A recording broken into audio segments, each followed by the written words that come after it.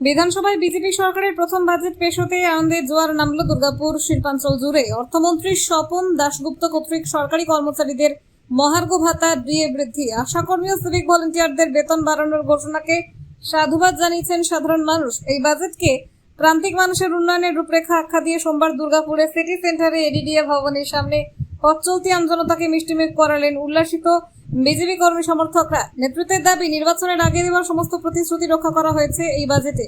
বিশেষ করে দুর্গাপুরের নতুন মেডিকেল হাব, ইন্ডাস্ট্রিয়াল করিডোর স্থাপন এবং ভবিষ্যতে স্বপ্নের মেট্রো পরিষেবা চালুর রূপরেখা মেলায় স্থানীয় মানুষের মধ্যে বিপুল উদ্দীপনা তৈরি হয়েছে। এই বাজেট রাজ্যের শিল্প কর্মসংস্থানের নতুন স্বর্ণালী যুগের সূচনা করবে বলে দাবি গেরুয়া শিবিরের।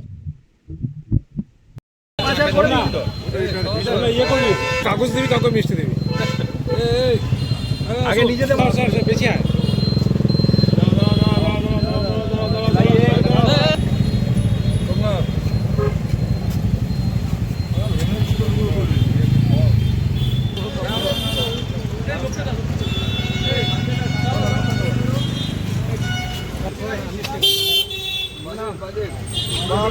বড় বাজে, বড় বাজে।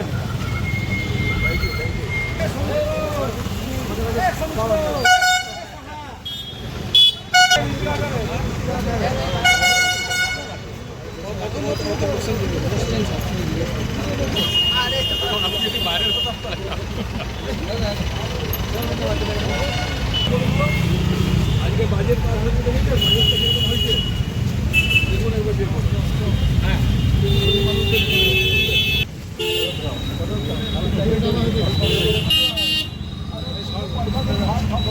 ভাত খাওয়ার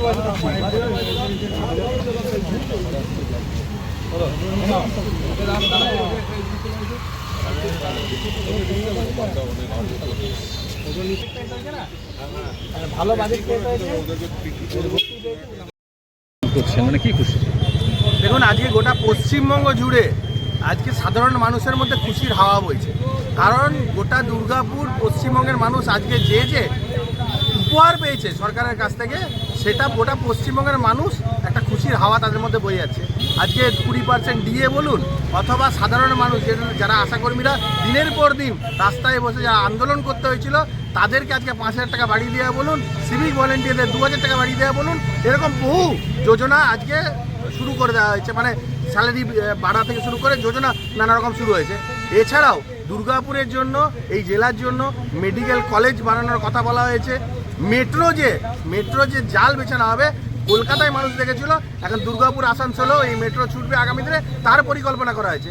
সেমিকন্ডাক্টর হাব তৈরি হবে এবং গোটা পশ্চিমবঙ্গের মধ্যে এই দুর্গাপুরে ইন্ডাস্ট্রিয়াল হাব তৈরি হবে, যেটা আগামী দিনে পশ্চিমবঙ্গকে গতি দেবে, দিশা দেখাবে এবং গোটা পশ্চিমবঙ্গ ভারতবর্ষকে গতি দেবে এবং দিশা দেখাবে।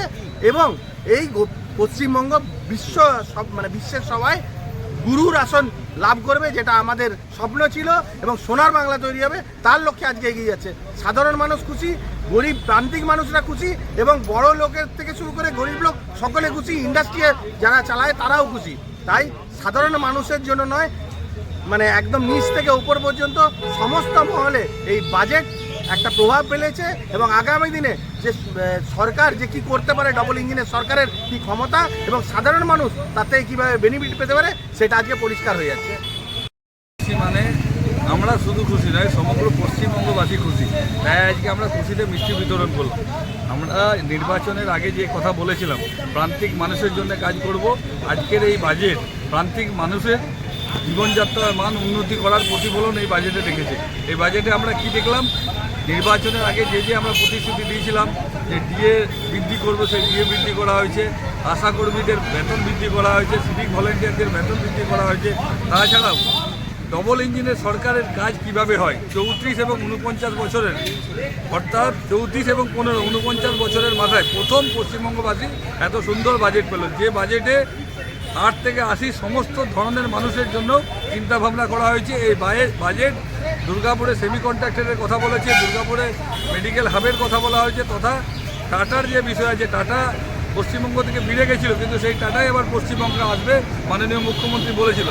এই বাজেট সম্পূর্ণরূপে বাংলার যে অর্থনীতি, সেই অর্থনীতি আগামী দিনে ভারতবর্ষের অর্থনীতিকে জোর প্রদান করবে। এই বাজেট তারই নিদর্শন।